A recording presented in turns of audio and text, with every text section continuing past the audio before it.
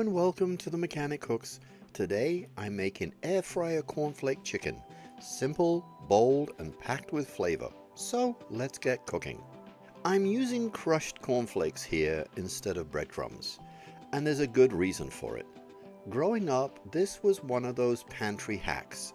When you didn't have panko or fancy coatings, there was always a box of cornflakes, and honestly, they make for a better crunch. To prep the coating, throw the cornflakes into a Ziploc bag and roll them over with a rolling pin. You don't want powder, just a good mix of fine crumbs and some flakes for texture. One trick here though, as you crush them they take up less space and the bag fills with air. If you don't press that air out now and then, the bag can puff up and tear. So, crack it open, press out the air, seal it back up, and keep rolling. They're light and crisp with a natural toastiness and just a touch of sweetness that plays perfectly with the savory seasoning like adobo, salt, and pepper.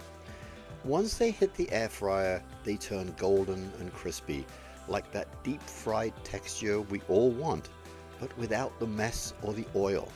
And the best part? That crust locks in the juices. You bite in and it's crispy on the outside, juicy on the inside. Simple, no fuss cooking. The kind that feels like old school in the best way. Next up, the chicken. Start by trimming off any extra fat or tough bits. Then slice the breasts in half lengthwise to make thinner cutlets. This helps them cook faster and more evenly, and it gives you the perfect shape for a nice crisp coating. I'm using a 3-step coating. Flour, egg, then the cornflakes, and each layer matters. The seasoned flour gives the chicken a dry surface and locks in the flavor right from the start. I'm using adobo, salt, and pepper in the flour because cornflakes won't hold the seasoning, and this way the flavor sticks where it matters. I should mention when I cut the breasts, one cutlet came out a little thicker than the other. This is totally normal. In some recipes, you'll pound them flat to equalize them, but for this one, I'm keeping it simple. I just cook the 2 thicker cutlets together and the 2 thinner ones together. That way, everything cooks evenly without the fuss. Beat an egg and put it right on the plate. Coat each cutlet thoroughly on both sides and edges. The egg is the glue. This is what makes the cornflakes stick. Now for the crunch. Pour about half your crushed cornflakes onto the plate and press each cutlet in, making sure they're well coated. Don't dump all the flakes in at once. There's really too much for the plate. So use half, then use the other half. By the way, I put the ingredients list in the description. Now it's time to cook. Preheat the air fryer to 400 degrees and give the basket a light spray of oil.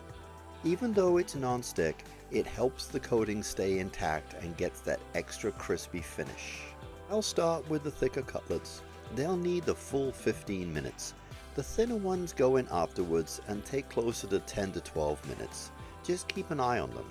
About halfway through cooking, around the 7 or 8 minute mark, flip the cutlets.